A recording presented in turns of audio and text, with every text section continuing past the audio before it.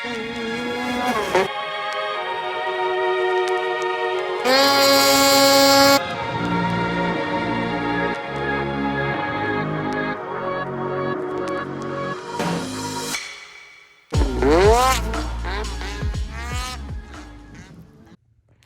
right, so here we go. Kind of broke away from the motor tonight. You know, you don't see a lot of these suspensions around anymore. There's just not a lot of guys using them. One of the reasons not a lot of guys using them, I'm assuming, is just there's not a need for it. The power of the sleds today, you know, 200 horsepower, you're really not struggling and fighting to keep the front of the sled down. Approaching 300 horsepower, it all of a sudden begins to be a real issue. And if you're on a serious climb, you get out of the throttle and you hop back into it, you're going to start into a wheelie. It's just the way that it is. And if the hill's steep, you know what that means. It means you're going to have to start figuring out a way to turn around. So I really wanted to use this particular skid in this sled because it's going to be a 174 high horsepower sled. This skid was going to do great. The problem is it's whooped. The person that sold it to me had obviously wallered these holes out. They just didn't maintain the skid, and then they tried to throw some washers in here, and I didn't notice it. It's my own fault. This is plastic. He used a plastic space. The biggest unfortunate part for me was I called CR Racing, kind of told them the situation and told them I wanted to get a new set of rails if it's possible. He said he didn't have any, but it wasn't a big deal because Ice Age Rails made them, and they're from the States. So Chad up at CR Racing just told me give them a holler and just have them make it and ship it to me direct, which is fantastic. I've been doing work with Ice Age forever. Those are Ice Age rails from probably 2012. So I've been supporting Ice Age for a long time and certainly was excited to support them some more. But unfortunately, when I called them, Ice Age Rails pretty much, Ben at Ice Age pretty much told me they weren't interested in helping me. It was unfortunate, but I looked out thinking I was going to have to go another route.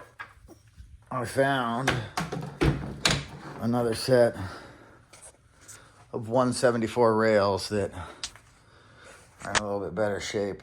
And you still have the washer that's inserted up here where that one's just completely wallered out. We'll be using the M10 suspension on this build. I'm excited about it.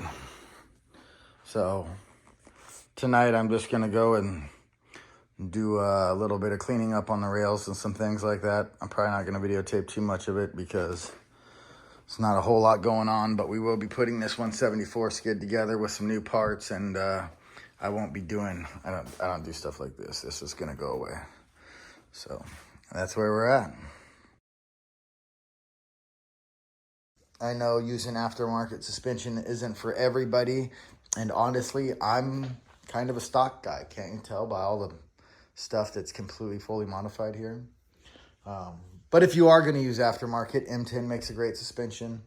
But as of October 1st, 2025, they're no longer selling to the retail market. So you can no longer get these M10s. I'm probably going to get an Ice Age cross brace, unless I think the Munster one will fit. But that's what we got going. I'm going to try to use that.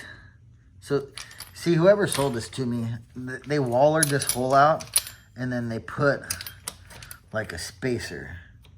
They wallered the hole out and then put a spacer. So, you know, I don't know. I wish, you know, hey, people, it was my job to look this thing over when I bought it, and I didn't do it. I can't blame the guy. He got me good. He got me real good. But nonetheless, I'm going to put this skid back together. It's going to be shiny with a bunch of new parts. I'll pull out clearly I'll be pulling out the bearings. I'll be replacing bearings. I'll videotape that. I'll detail that. And I'll show you what this skid looks like now. And then I'm going to show you what it looks like after I put it back together and get it back in its glory. Gosh, look at that mountain tamer there. You guys see that? That's what happens when you maintain a skid. That's a 12-year-old skid. Looking fresh. I'll detail that one more. I'll detail that whole sled more. That's going to be a fun sled too. We're going to do a rear mount turbo on that. Anyways, moving along, I'm going to show you a little time lapse about me shining up those rails. Just do a quick little time lapse. But we got another video coming on the motor build.